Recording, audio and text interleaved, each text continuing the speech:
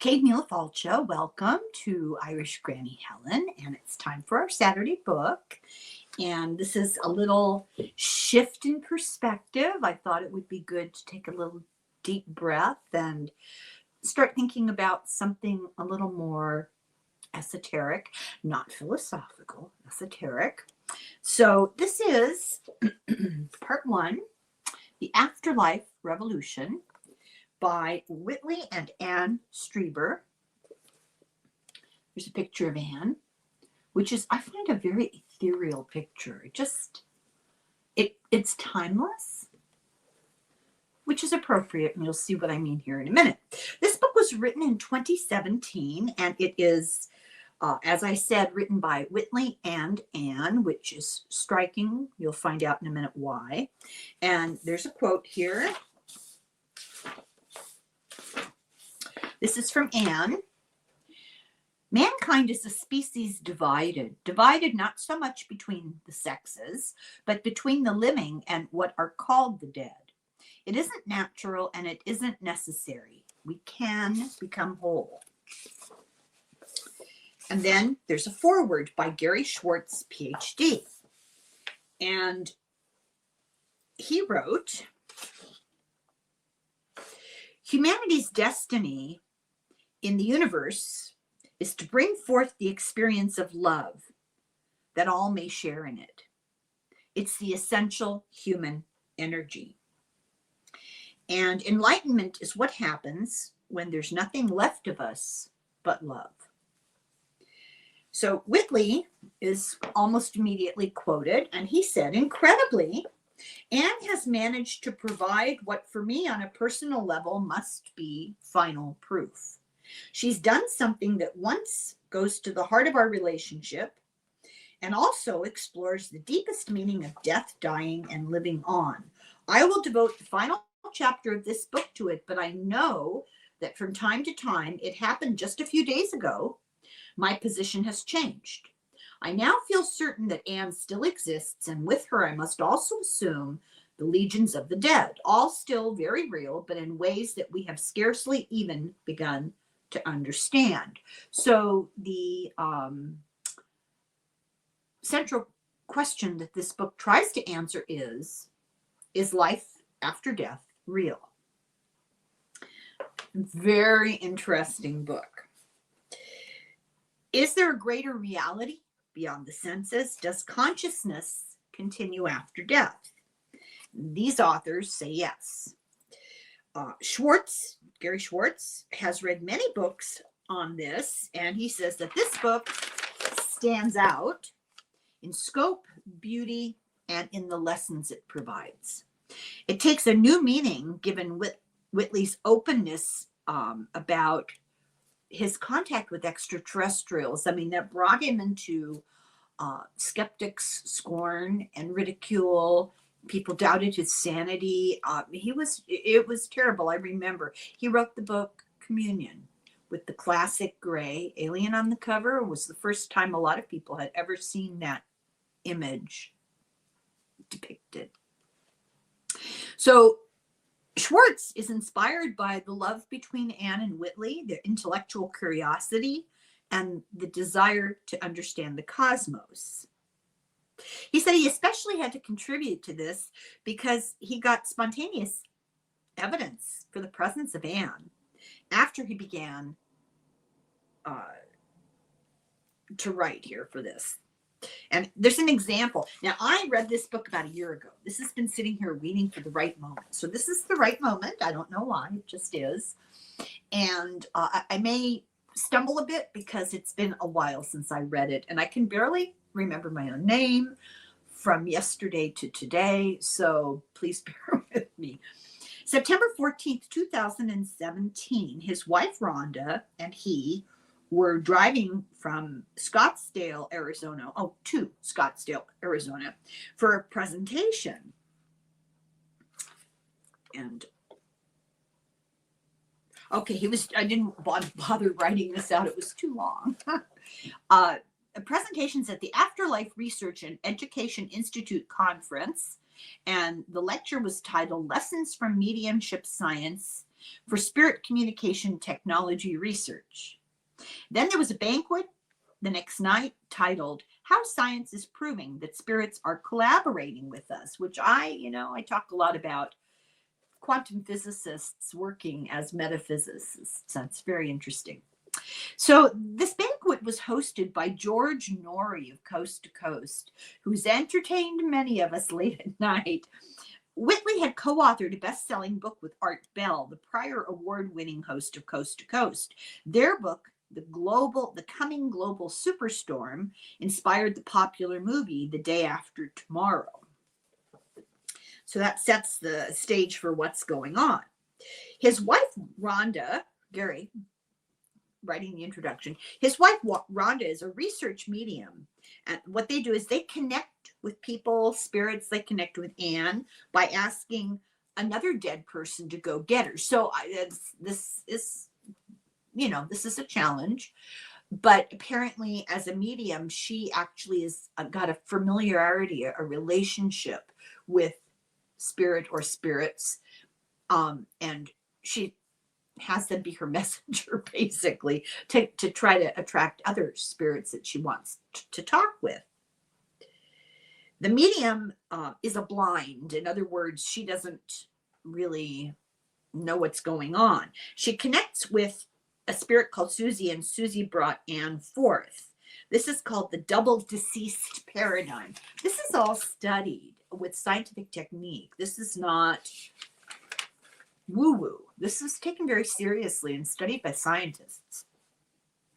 So Gary says, well, I have no mediumistic skills. His colleagues call him the Helen Keller of Afterlife research. I'd forgotten that. Gary texted two live mediums and said, two real live mediums, and said, we're trying to connect with you. And no names or information. He just said, listen, okay, so this is how they did it. They texted these mediums and said, okay, we need you to do us a favor. We need you to dredge up a spirit for us, specifically Anne. That's all they told them. Not her last name, not her background, nothing. Meanwhile, Rhonda is sitting there in a trance, and she has asked her guides to connect to those mediums and bring us information relative to our research, or be creative and bring in any relevant evidence. She heard, as a medium, listen to the wind whistling through the pines. And she's like, what? So she told her husband, Gary, and he told Whitley, expecting no reaction, more puzzlement. And Whitley wrote this back.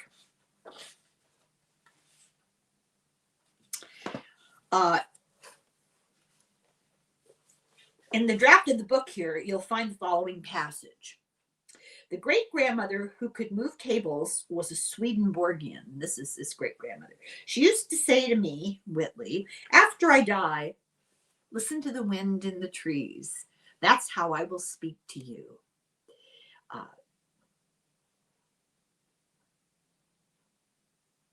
I'm not sure if this is Whitley. Okay. He was a noted school teacher in San Antonio with an excellent reputation for taking a very empirical approach at her professional work. I think that's a typo. I think it's she.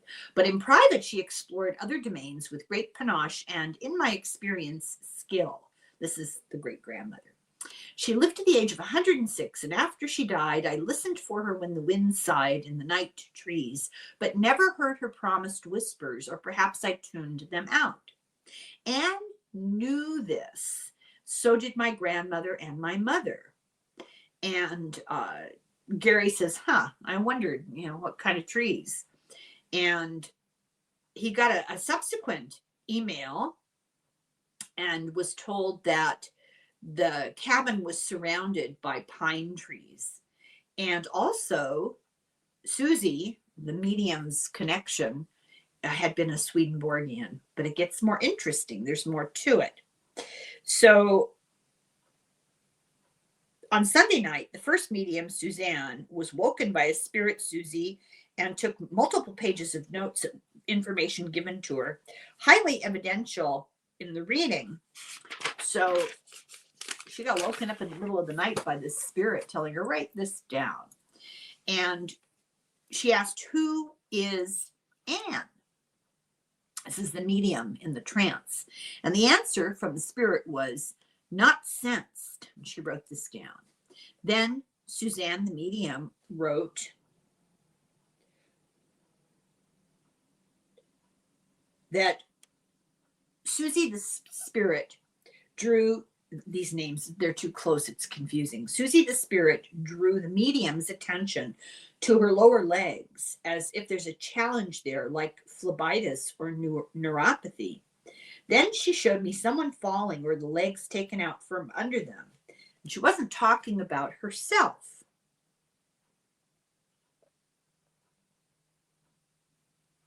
So later, Suzanne asked Gary for confirmation. What was the meaning of this weird message I was getting in the middle of the night? And Gary told her, see if you can get Susie to bring Anne and provide evidence, because he wasn't going to give anything away.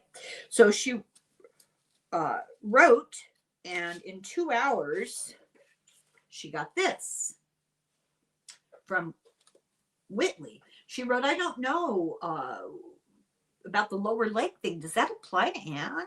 Because no names were mentioned. And Whitley wrote back, Anne lost the use of her left leg due to a stroke in January of 2015. She literally fell in a coffee shop as the leg was taken out from under her. So Gary recognized the details about Anne because he just finished with the book, but he didn't want to let that slip. So he wanted to see what the medium would come out with. And she found this out from Whitley. Gary sent details of Suzanne's email and asked him, okay, so this is the information Suzanne's given me. Do a rating system on it. She got a score of 27 out of 33, which is an 81.8% accuracy. So they just go point by point by point. The message was much, much longer. They go point by point by point, and they score. There were 33 facts mentioned. How many of these were actually true? And that's an 81.8% accuracy. And when probability hits are factored in, it's like 93.9% accuracy. They had only 6.1% misses, things that were said that couldn't be figured out. So then Whitley said,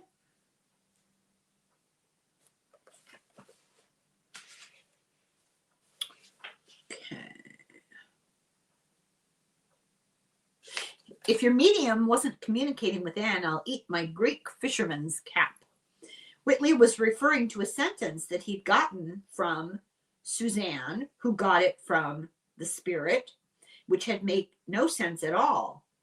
And Suzanne had told Gary, and Gary hadn't mentioned this to Whitley. This is what's so weird. This is round robin of information.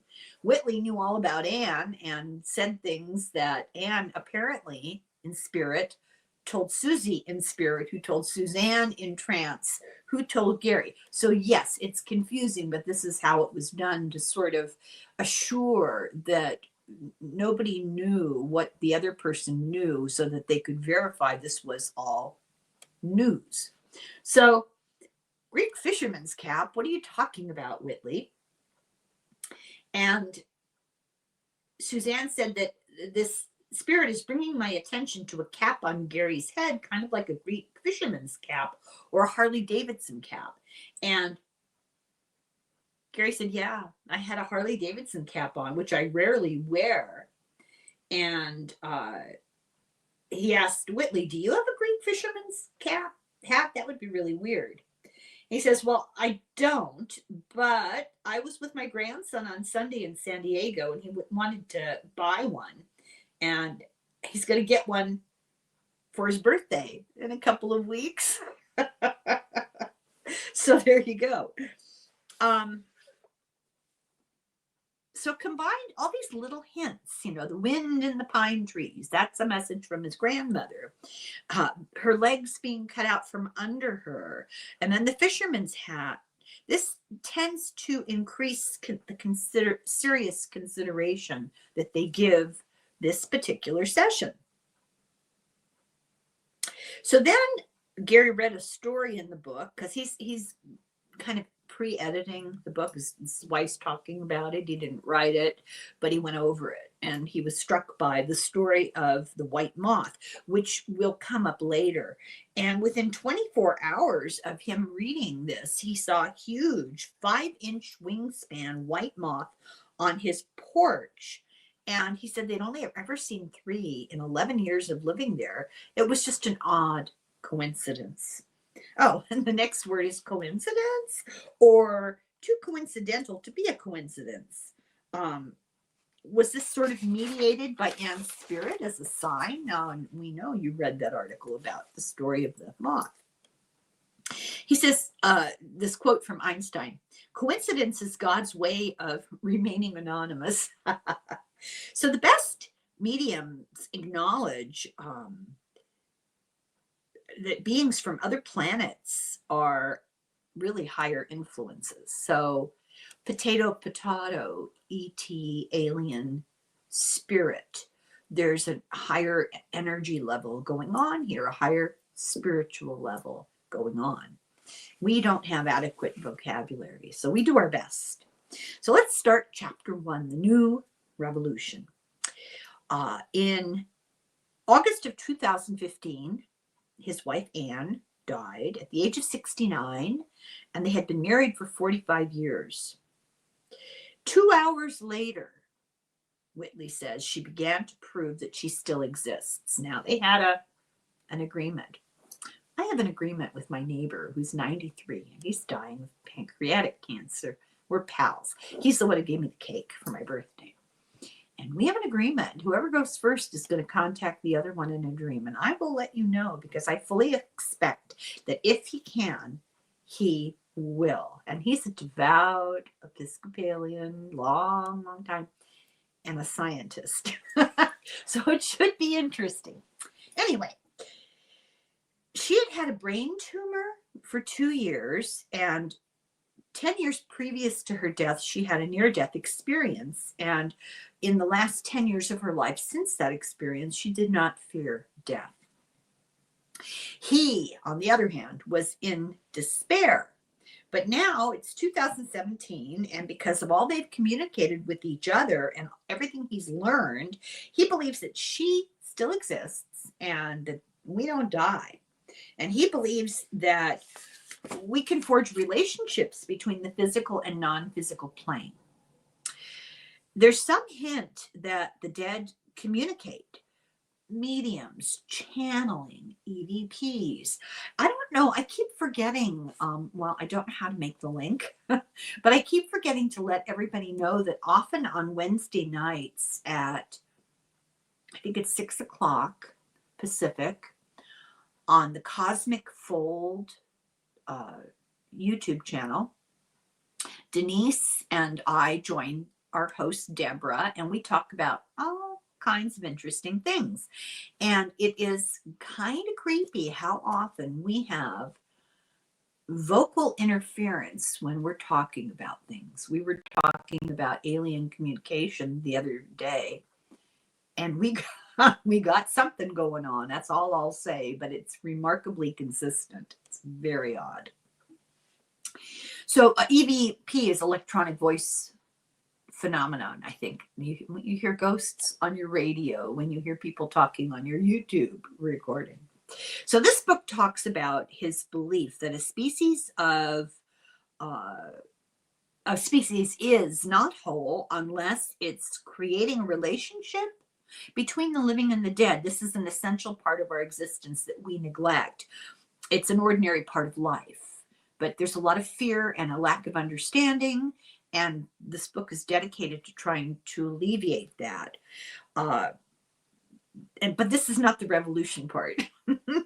This book will discuss the tools of the soul, who and what we are, how to build a strong soul, how to lead a good life, and how to die into joy.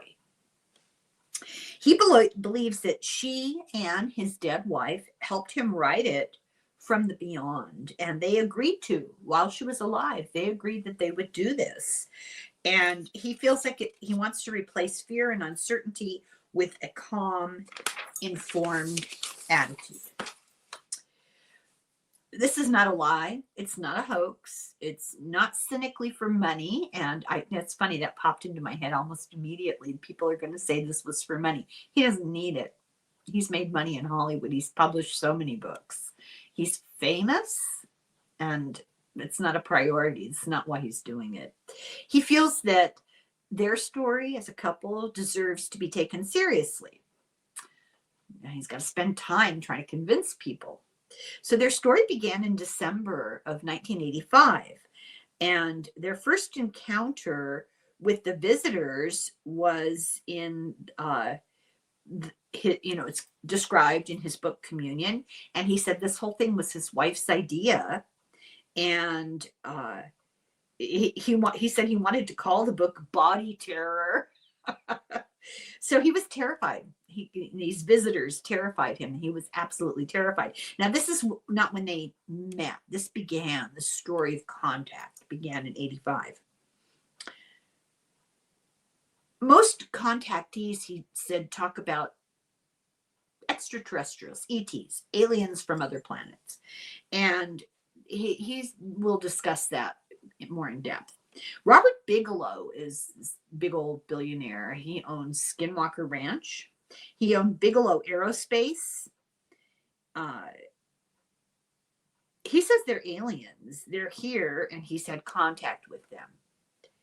That may very well be true. Who am I to say? And that's kind of Whitley's attitude too. But he said he's been a contactee most of his life. But today, especially since his wife Anne died, he has an ongoing personal relationship with them. Anne now says that these are inward beings, that they live in reality. They live within reality. We live on the surface of reality. So this is a challenge. And some of them may very well be advanced beings from other planets. Nobody's arguing that. Well, some people do. But what he's saying is there's more to it than that. There are the ones that are elevated on a different plane, living with us in our reality. But we're just living on the surface unaware. There's only one reality, he said, with different ways of relating to it. It's got to do with vibration. Humans have created elaborate sets of assumptions. These are extraterrestrials. They are different planets, from different planets. They're different races. And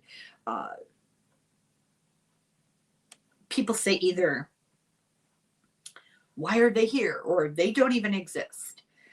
But something greater and stranger and more extraordinary is going on.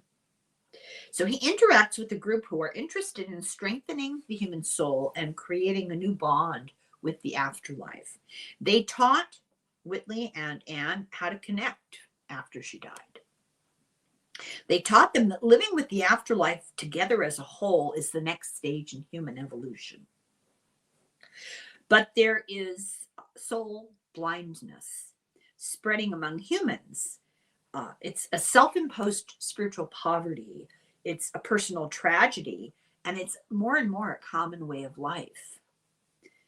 I think anyone watching this, all you have to do is ask yourself, unless you exclusively surround yourself with people who engage in this sort of thing, there are a lot of people in your lives that you probably don't mention this to because they'd look at you like you had three heads. I had a good friend the other day. I wanted to tell her something, and I can't even remember what it was, and it had nothing to do with metaphysics. I said, wait till you hear this. And she laughed. She goes, oh, Helen, you and your stories. Okay. Anyway, souls denied can't be nurtured. Duh. So no matter who comes to help, they can't help if we choose to ignore them, if we turn away, or if we're blind. He says he interacts with a form of ET life, for lack of a better term, that care about souls, that's their purpose for interacting. He has learned, I mean, we pay lip service to this, but he has learned in the fabric of his being that your body is far less important than your soul. Intelligent souls, then in parentheses, like us, I don't want to give credit where credit's due, but let's not get ahead of ourselves, are the most creative branch of consciousness in the universe and precious. So human souls at their best are unique and beyond value. It's important to remember that. We're very lucky. And if we're confused or uninformed, if we're blinded, we're turning away from all this, it's a tragedy of equal proportion. In science, contact with the dead is called bereavement hallucination. They don't believe in a soul. They don't believe in an afterlife. They're very material. It's all about the measurable, factual world. And I'm just going to throw this in here. I'm not so sure you need to make a distinction. I think we have kind of a poetic, romantic soul, spirit, heaven, God, higher vibration. All those terms kind of are a romanticization of what they would call physics. But the reality is something different that we simply cannot describe with our inadequate brains and vocabulary. Only what we can detect with instruments is their reality. Science is a triumph. There's absolutely no doubt about it. This is not about criticizing science. I mean, that was my major in college. Science is a triumph. I mean, science has brought us out of the dark ages. But, it's not perfect either. It's a human construct, and it can be flawed. Voltaire thought fossils were just fish bones. And that's not true, obviously. It's Voltaire thought. And that meteors were not stones from the sky, that was utterly ridiculous, is what Voltaire believed. Today, science doesn't really have instrumentation to collect data to detect souls. And because the instruments to measure don't exist, their conclusion is that the souls don't exist. What doesn't exist is the technology to detect them yet. And we're getting there. Why conscious energy? Why can we not detect this easier? Wouldn't they want us to be able to? Well, conscious energy decides for itself whether it gets detected. And science assumes if the data is not detected, then the thing doesn't exist. And then they make no further effort. And science today focuses on interpreting the reality we know and not exploring for new realities. So the purpose of this book is to just expand our interests. When science decries a thing as not real, everybody listens. And, there's reason for that. There's historical reason for that, but we need to be cautious. Because he says he knows for a fact that non-physical reality wants to contact us, wants us to contact it.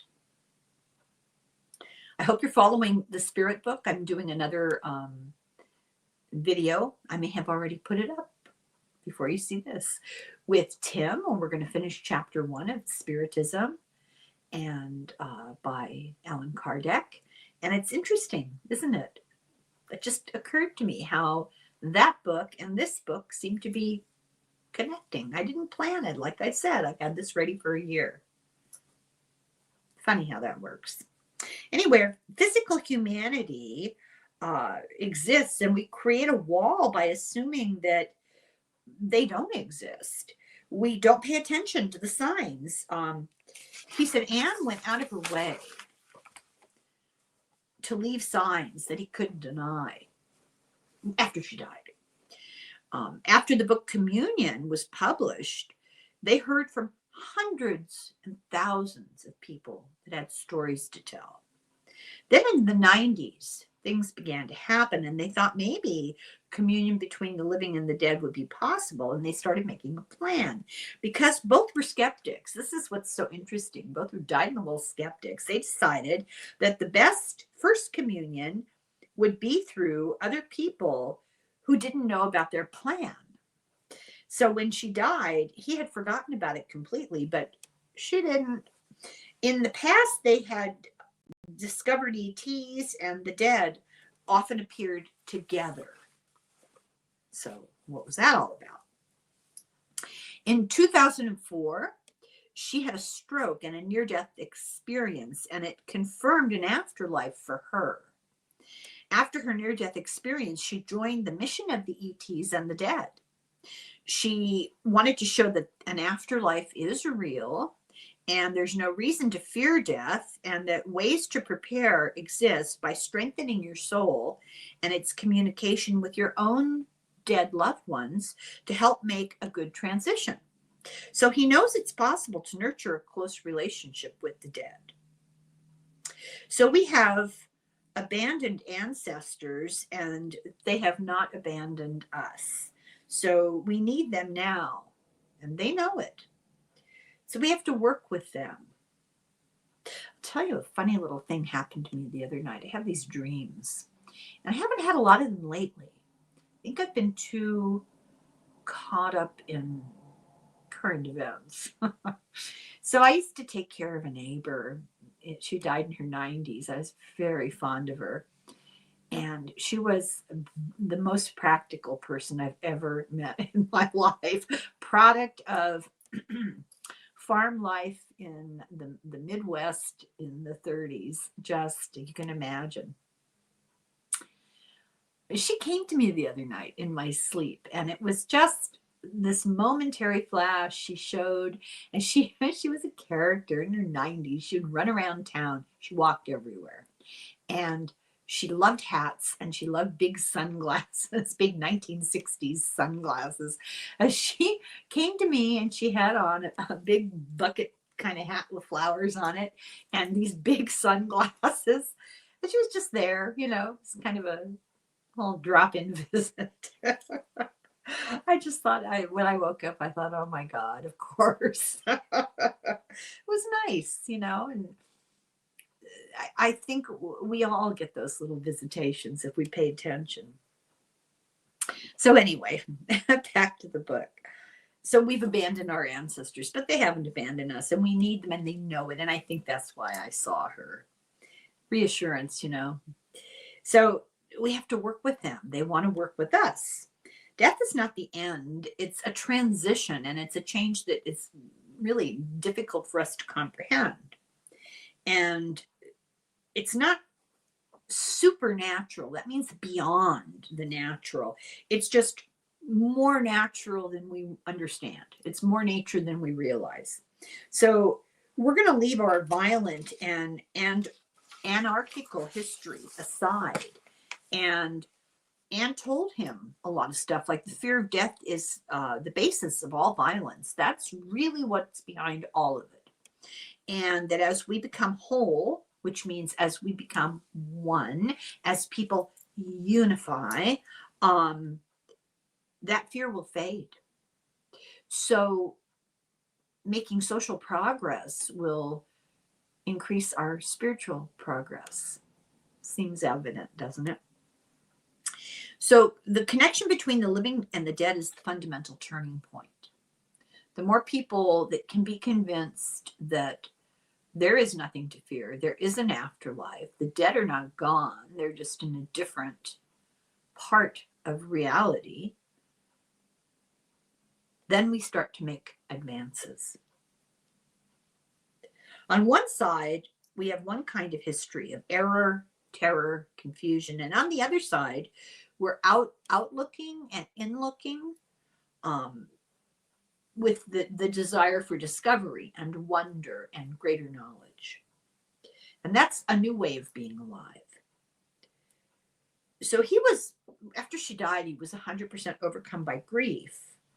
And from the beyond, she came to him and she told him, grief is love in another form. You don't really grieve about people you don't care about. I guess that makes sense. She said, respect grief as love and use it to focus on the loved one, but try to do it without tears. She was prepared to die, but he was not prepared to lose her. He hadn't realized that 6 months before she died, she started to prepare him. And it wasn't until later that he realized. She had him, oh, I'd forgotten this. She had him memorize a poem, The Song of Wandering Angus by Yeats. I'll dig it out and read it. Yeats, you know, I'm very fond of Yeats. Someday I'll tell the story again of going to his grave. Anyway, his search for the glimmering girl who slips out of reach into the other realms, that's his life story. And that is a quote from the poem. They had met with a matchmaking organization. And from the day they met until the day that she died, they were apart for as long as 2 weeks, one time. They just weren't apart. He recognized that she communicated with that poem, and that poem would come into his head at random moments, and he recognized she was communicating with him, and at the same time he was still questioning. So he now knows you don't need to believe, you need to wonder. It's okay to wonder. And he said Anne lived a life of love and laughter, and that the reasons that we don't have clear contact with the dead, they're actually, you can itemize them. They're not like us. They live by different laws. Guess what? They're not living in physical bodies anymore, so everything is different for them. She said to him, I'm not Anne anymore. I'm me, but I'm not Anne. I'll always be Anne for you. And as she describes herself and the legions of the dead, she says, we are an infinity of dreams. But don't be deceived. Those dreams are living presences, and they're waiting for us across the bridge between our worlds. She also said to him, I am the part of me that's part of you. Okay. She said, the dead are deeply individual and conscious as an eternal whole outside of time. They are themselves as they always were, and they are themselves as they have ever been, and they are themselves as all that is of being. You might want to rewind that and think about it. He said, we are soul blind and try everything to extend life. We face death with fear and foreboding, or just resignation, the inevitability, or just not even think about it. And we have no more communication with our living loved ones than we do with the dead, but they try, the dead ones. Anne says it's as if you're intentionally ignoring us. We're hypnotized by the physical world. We're very distracted. We can't see beyond the material reality. And after death, she got upset and mad when he acted as if she didn't exist. And she didn't realize before she died that when she died, she was going to have to overcome the distraction of the material world to get his attention. So now he tries and is aware and pays attention. And her communications are fleeting, and it leaves him with wonder and with questions.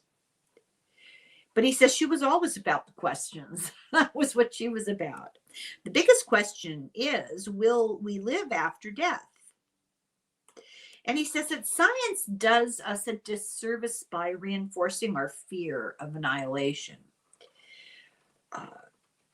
The complex material world makes it hard for us to hear souls. I mean, we're literally distracted by our senses. In 2011, Van Lommel, I guess that's his name, wrote in the Annals of the New York Academy of Sciences that in the United States, there are 9 million people who've had near-death experiences and return with no fear of death. This is the Annals of the Academy of Sciences. Anne describes her afterlife as complex, nuanced, and she describes it with ambiguity. So when you die, you're not surprised because our souls find it familiar. This is the illusion. And this is the different experience, a different reality. Physical life is transient, fleeting, and unfamiliar and challenging and difficult. And then you die, and it's like going home. You're going into your familiar state, your real you. And it's not a physical reality. That's what's so hard for us. We are trapped by our physical reality. We will wake up to the true reason for existence when we die, and we'll reach a new level of life. Anne says it's hard to let this be fun, but it's easy. Okay. We're speaking in riddles now. When in 1985 he told her about his contact with the ETs, she approached it with interest. She called it an adventure. Easy for her to say, right? So he feared that she'd call him crazy and divorce him and take his son away, and that would be it. But she supported him from the very beginning, and she influenced all his work. She really pushed him to do the work he did do. Together, they learned about the human journey from these visitors and saw that they had aspirations for us. Their hope is that we strengthen our souls and survive and evolve, but we have to unite. There's the rub. Thank you, William Shakespeare. So we do it by establishing a bridge between worlds. We'd be more confident and happier and a more peaceful species if we did that. And we'll find our way to new life with and beyond the material world that's greater than the material world. Sometimes I write in abbreviations and it all makes great sense at the moment, and when I look down it's like hieroglyphics. I have no idea. Arrows and greater than and equal signs is like a math problem. Anyway, what am I doing for time? Okay, chapter 2, the shadow falls. So because of her tumor and the strokes she had, she told him, it's time. And he said, for what? And to say what was needed before she couldn't, she told him, to tell you what I need before I can't tell you. That communication had become very difficult for her because of the strokes. He begged her not to die, and she had an end-of-life plan. And she'd prayed earlier that just a big stroke would kill her. But now she was living with partial paralysis and impaired sight. He tried heroic measures to include her in normal life and normal routine and normal world, but she was really debilitated by the stroke, and she wasn't afraid. She just decided she'd had enough, and she decided to stop eating and stop drinking. And they had talked about this before. She decided it was time. Now, for the sake of YouTube, I need to make this explicitly clear. I'm synopsizing a narrative from a book, and I'm not espousing anything. And this is just what this woman decided to do. And in the interest of telling the story, I have to put it into context. So he was breaking down physically from the demands of her care. It was just, I mean, she was really debilitated from this really bad stroke. So he wanted to go with her, if you know what I mean. And she said, no, you have your work, you have book to write, we have kids, you can't do that. She was determined, and he cried, and she said, this will be a relief for me, and I'm ready, and you need to respect that. The book describes their early life together, him trying to publish. She had gotten an English degree so she could help him with his books. The first book, The Wolfen, I made a movie out of that, I think. I don't think I've ever seen it. Oh, that's not Page. Okay. After that, she got pregnant and they had a baby. And their relationship,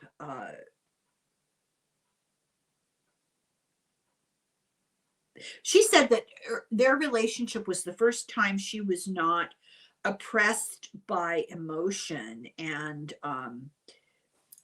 suffering and overwhelmed by emotion.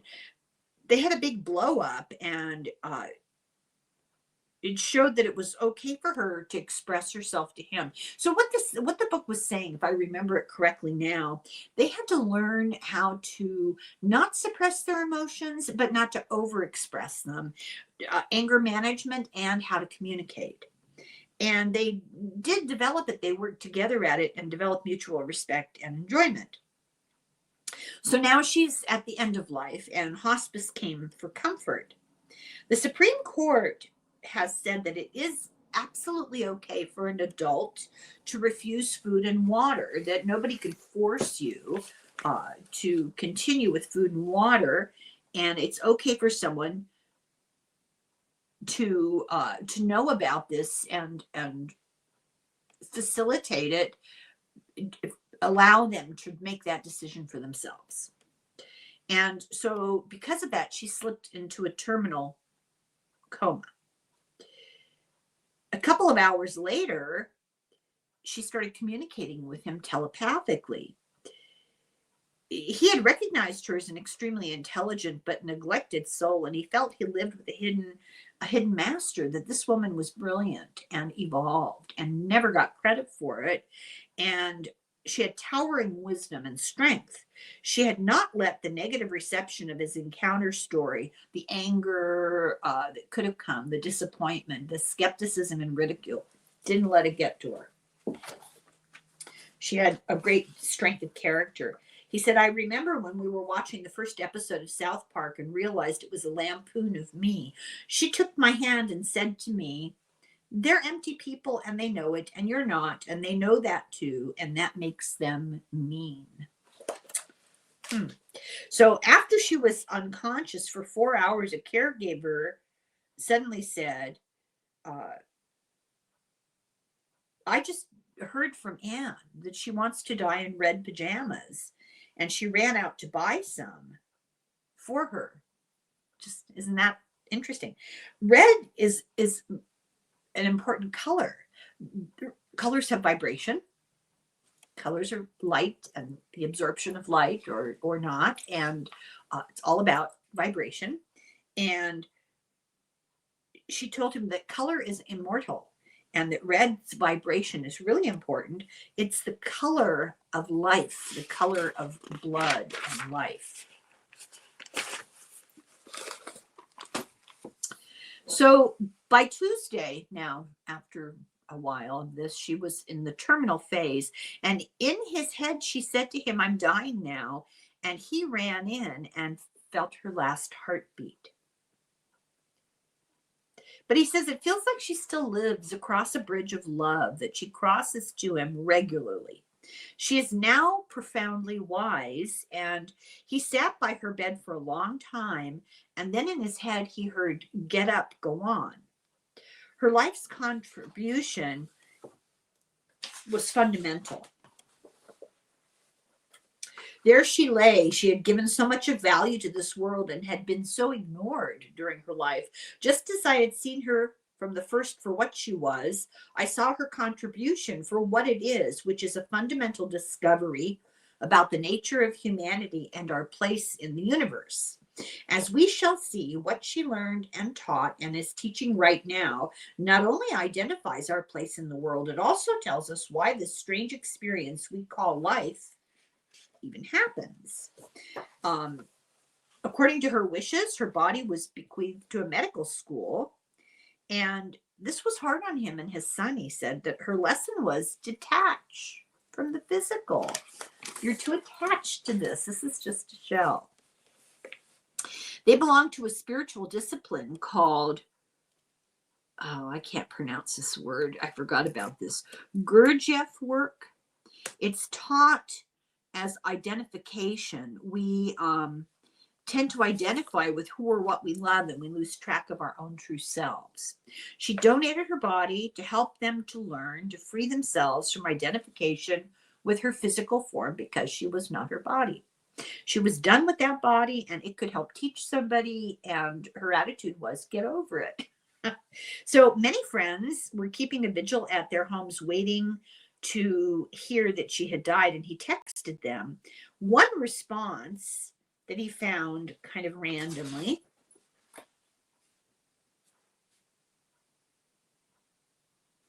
So this guy,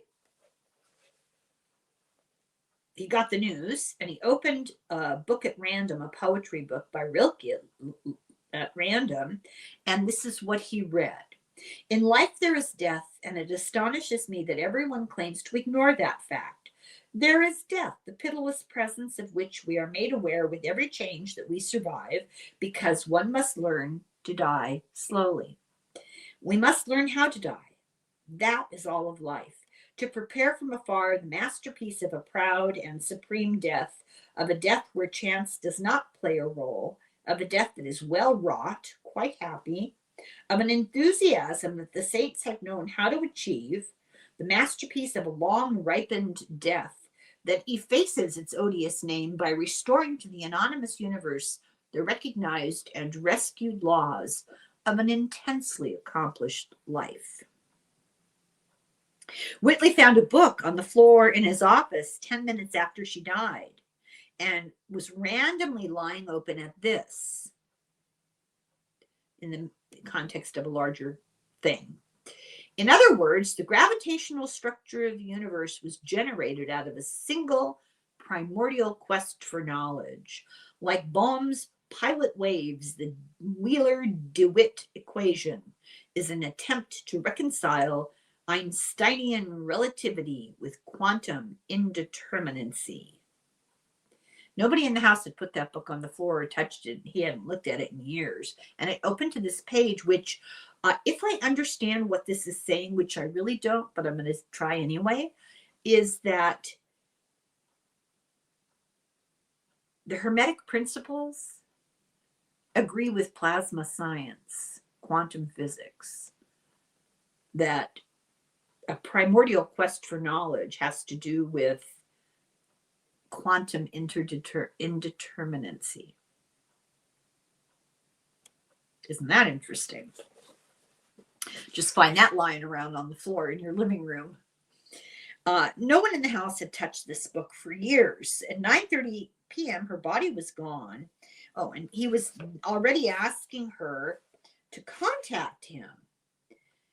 And he's thinking this in his head, and the phone rang, and it was another dear friend saying she just that moment had a message from Anne to call him. I was so grateful and surprised I almost couldn't reply. It was a lovely moment, and she had no idea that Anne had just died. So he has a photo of a van leaving the house with her body in it, and he said there's a strange mist around the van. He said she's a great soul. Her mission was to tell us beyond current reality into a new humanity, and this physical life is just half of it. The other half is after death. I'm going to stop this video here because that's the end of the chapter, and that's perfect. And I hope you're enjoying this book. I had forgotten how good it was. You know, I read it so long ago. I try to stockpile books because I've got, you never know. You never know what's going to happen, and I don't want to disappoint everybody with no book. I felt really guilty last week. Just one video. I'm so sorry, but I didn't calculate properly. And I could not for the life of me find something short that I could do. So thank you for watching this. I'm hoping you're enjoying it. Make sure you're subscribed. Do a little heart as a comment. That's all you have to do, and I'll be put forward more. And people will get to hear about this book. This is a really interesting book, and there's more to come. So thank you. Slongafoil, Sláinte.